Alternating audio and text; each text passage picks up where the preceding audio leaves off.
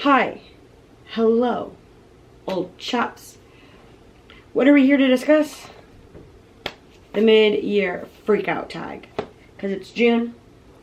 Happy Pride for all those who celebrate. Oh, my battery. Hold. Hi, hello. I'm back in a different shirt with a different hairstyle, possibly even in a different camera position, because the intro clip was filmed like 3-4 days ago and I'm just not getting back to it. So I'm gonna be reading from my handy dandy notebook, aka my book journal. So question 1, what is your favorite book? Jade Legacy. Jade Legacy is the final book in the Greenbone saga. It's going to be mentioned several times within this questionnaire or tag, one could say. And it's a family saga over years and decades of this family's life. And it's about doing what you want versus family, or doing what family wants versus what you want, honoring old ways of life, tradition, and ritual over so many things. It's really great. I loved it. 5 stars. Because what is question 2? What is the best sequel you've read all year? Jade Legacy. It was just too good. Question 3. Favorite reread. I have not reread anything at all this year, so not applicable. Genre you've been loving / read the most. Currently, I've realized that I really like contemporary YA romance. Not adult contemporary, not at all, but YA contemporary romance. I'm here for it. Fantasy romance, and honestly, YA fantasy as well, and adult fantasy. 5. New release you haven't read yet, but want to. Ironically, Where the Dark Still Stands, which my hold just came in from the library. And that's where my roommate currently is, so they're going to pick that up for me. Or, I mean, I'm hoping. They probably will, because they're a kind human. And then, Son of Darkness is another one that I want to get to. It's a retelling of Indian folklore. Not exactly which one. And my hold from the library just came in for the audiobook, so I think, honestly, that one's coming soon that I'm going to read. And then someone you can build a nest in, because it's supposed to be a cozy, like, horror. I don't know. I saw the cover and I said, yes, please. I was at Book People and I was like, oh, absolutely. And another one is The Principles of Moments. I got this one while in Edinburgh for my birthday at Toppins, obviously, if you can see.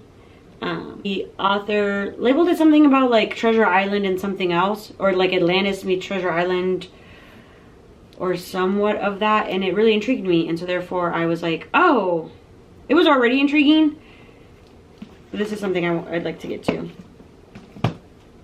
Now, most anticipated release. Currently, in this moment, I don't keep up to date with a lot of new releases. Honestly, I rely on a lot of the other book content creators to inform me of new releases. I don't know how everybody else stays on top of it. However, in this month, in June, right now, I cannot wait for Icons and Infernos. I'm just excited to get back to that little thriller, mystery, crime solving, like, romance. And then also, this Ravenous Fate, which is about vampires in Harlem. It's the, I think her name's Haley. I was gonna say her something, but that's not correct. But that's her book, and I'm really excited because I found her when I was just starting to get into, like, BookTube, and I loved her murderous woman take. So I'm really excited to read her book when it comes out. My biggest disappointment, okay, I feel like this is gonna be a really unpopular opinion. Burning God. I'm sorry. You're telling me.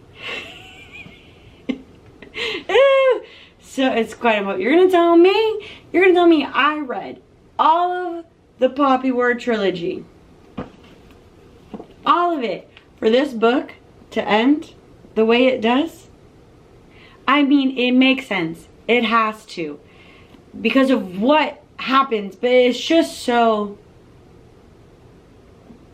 And maybe if I hadn't read Babel and knew exactly how Babel ended, to know what R.F. Kuang's not afraid to do to her main characters, maybe it would have been more like... But I was just like, really? Really? So I was quite disappointed. Because it just, you know, this one ends exactly the way, like, book 2 ends. Like, what progress did it make except to take out some key players? Like, oh! Anyways, this was my biggest disappointment so far. Like, what was that, folks? Honestly, I'm probably gonna get a lot. Even I don't think I hate for it. I just think people are gonna disagree with me. But that ending was disappointing. I think that's the lowest rating book out of the trilogy. Oh. If you need to know what the Poppy War is, it is about Rin, this impoverished girly pop who decides that she doesn't want to marry a man. And obviously women can't own anything ever because that is the history of women. And so therefore decides to study for this really hard exam to get into this very elite war college. And they only take 1 student per province. She studies hard, does what she needs to, and she ends up at this war college. And war occurs. And it's her journey through battling a lot of inner monologue, but also a lot of different things and characters and players. And the first book, 5 stars. Poppy War, I said, what? The second book, I was also like, what? This one, I said, what? So, ugh. It makes me so sad. Anyways, my biggest surprise, that I loved Bride by Ali Hazelwood. Like, what? I truly bought it because it was werewolf and vampires, right? And I was like, I'm just like not into contemporary romances. Adult ones. And so therefore, I was like, let me try this like vampire werewolf. And I ate it up. I had fun. I had a good time. I didn't think I was going to have that good of a time, but I did.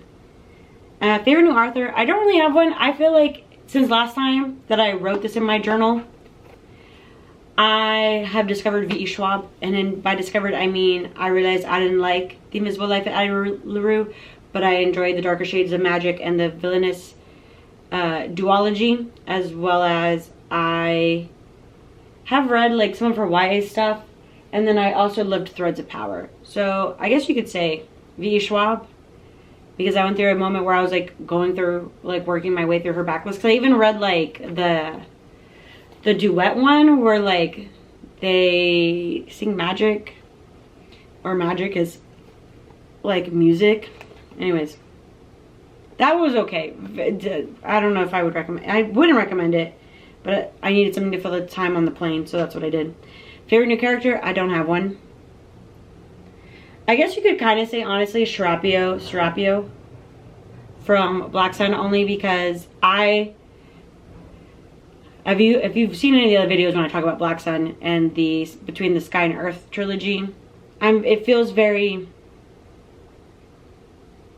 like mid and not mid. That is wrong. Solid. It's very solid. So to say that he's like my new favorite, it's just because I want to know what he's gonna do, and you can't convince me he's a villain. Someone said that he is the villain, and I'm like, I think you're missing the whole point of the and plot of the book if you think he's the villain.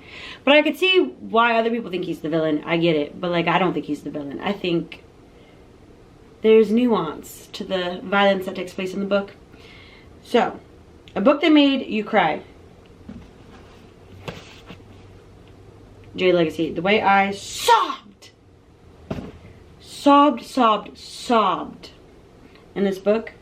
If you know, you know. There's a part, and like at part 3. Oh my gosh.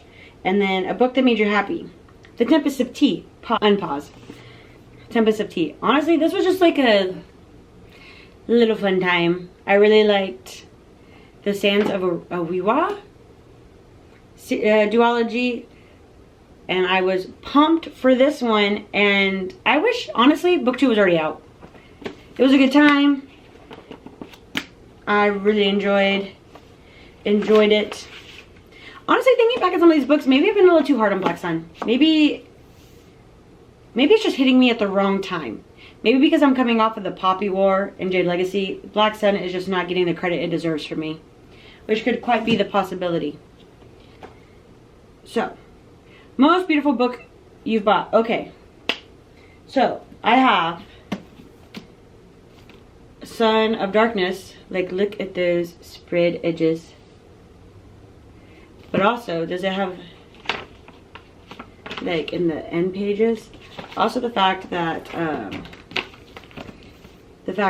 these are foiled. Like, But also, since the last time doing this, last June, I have purchased and read the Pomegranate Gate.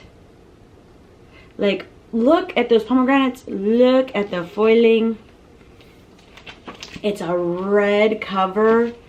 And then it's got end pages. Let me tell you what, this book, also 5 stars. It is a Jewish epic fantasy. And it talks about Jewish folklore. And it's so good. It is so good. That's all. That's all I have to say. It's so good. Like, book 2 comes out in September. And I cannot wait. So, prettiest book I've owned. Books that you need to read by the end of the year. I don't have anything I need to read. But I do know that I really want to get to the 100 Years of Palestine by the end of the year. That's for sure. There's something I desperately need to read, but I do need to focus on nonfiction, and one of the nonfictions I need to read is this. So that's on the favorite community members. So here's the thing. I don't have a lot of people on TikTok, even though, like, I am on TikTok. I don't follow a lot, and so the only people, I think the only book people I'm really following is, like, Books and Lala, because I realized she was on TikTok via her, like, YouTube. She was, like, making a comment how she was making TikToks, and I said, whoa, what? And then Sierra read that, because I really like her, what I read over the weeks, or that little series that she was starting. I also liked Newly Nova. I think on TikTok, they're like, she's like Lexi, but her YouTube is Newly Nova, but she came from TikTok, and she used to pop up all the time. So that's, I also watch her on YouTube whenever she comes up. And then on YouTube, it's Books and Lala, Jess Owens, Olivia Reads a Latte, and Becca in the Books. For sure are my favorite. Have any of those changed over the last year, other than maybe Sierra Read That and Newly Nova? Those are all the same people that I've been following since last year. But yes, that's all I got. Unless a part of me is like, ooh, do y'all want behind the scenes of what I really liked last year?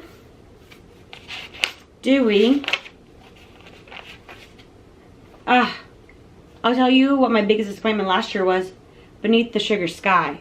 Now, if you would have asked me at the beginning of this year, after 2023's mid-year freakout, what I thought was the biggest disappointment, it would have been Swordcatcher. Not good. Let's see. Anything else that's like fun? Oh, a book that made you cry, the David Brown trilogy. I sobbed. Yeah, see you there. Oh, I forgot Toni Morrow. I do catch her sometimes. I'm subbed to her. Oh, Katie is reading. I also like Katie's reading. So that is my mid-year freakout tag.